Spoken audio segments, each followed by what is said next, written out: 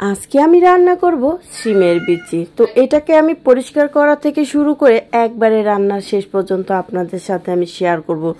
তো এটাকে প্রথমত আমি ধুয়ে পরিষ্কার করে নিয়েছি। এই পরিষ্কার করে নেওয়ার পরে আমি গরম জলের মধ্যে এগুলোকে ঢেলে দিলাম।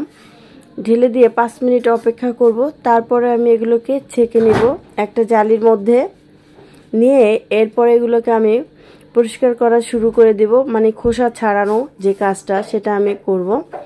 তো সম্পূর্ণটা আমি জালিতে ঢেলে নিয়েছি। তো এখন এগুলোকে আমি খোসাগুলো কিভাবে ছাড়াই আর একটু নরম হয়ে যায়, কোনো নখে ব্যথাই হয় না। খোসা ছাড়ানোর ভয়ে অনেকে এটা খেতে চান না। ঝটপট করে কিভাবে এগুলো খোসা ছাড়ানো যায়, এর জন্য আমি আপনাদের জন্য আজকে একবারে নর্মালভাবে যে কাজটা করা যায় ইজিলি সেটা দেখাচ্ছি। তো যাই হোক, এখন দেখেন আমি কত দ্রুতভাবে এগুলোকে বেছে পরিষ্কার করে নিলাম। এটাকে আমি এখন রান্নার জন্য নিয়ে যাব। আমার কাছে অল্প একটু মাছ আছে, তেলাপিয়া মাছ। তো আমি সেটা রান্না করব হলো এই সিমের বিচিগুলো দিয়ে।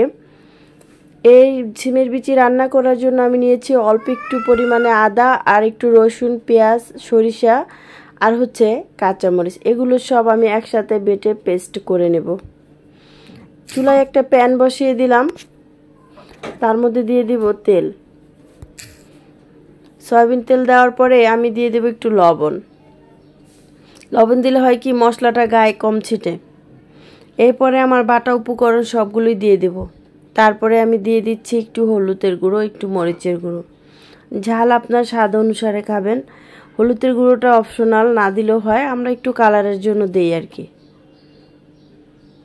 এখন পুরো উপকরণটাকে আমি মশলাটাকে নেড়ে চেড়ে নিচ্ছি।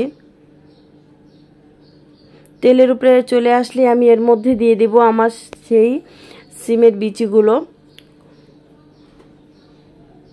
ভালো করে নেড়ে চেড়ে উল্টে পাল্টে দিব এগুলোকে। তো আমি একটা ছোট চামচ দিয়ে নাড়াচাড়া করছি।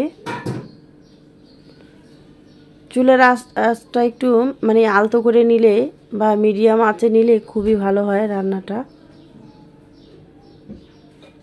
সময় নিয়ে করলে যে কোনো কিছুই আপনি রান্না করেন না কেন অনেক সুস্বাদু হবে।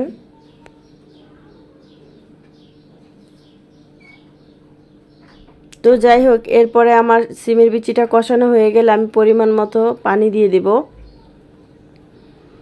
বলক আসা পর্যন্ত একটু অপেক্ষা করব।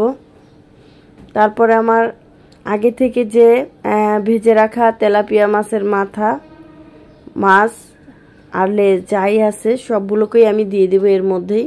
এই হালকা বলক চলে আসছে।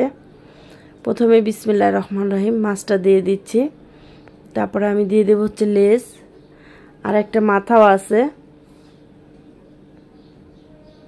একটা না দুইটা মাথা।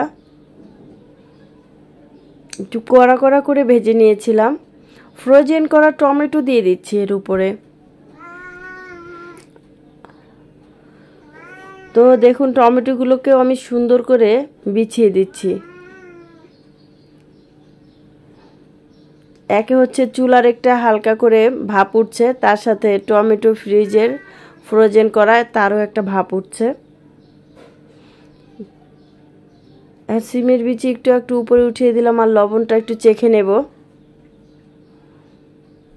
দুর্দান্ত স্বাদ হয়েছে। এই স্বাদের তরকারিটা খেতে খুবই ভালো লাগে আমার কাছে এই সিজনে।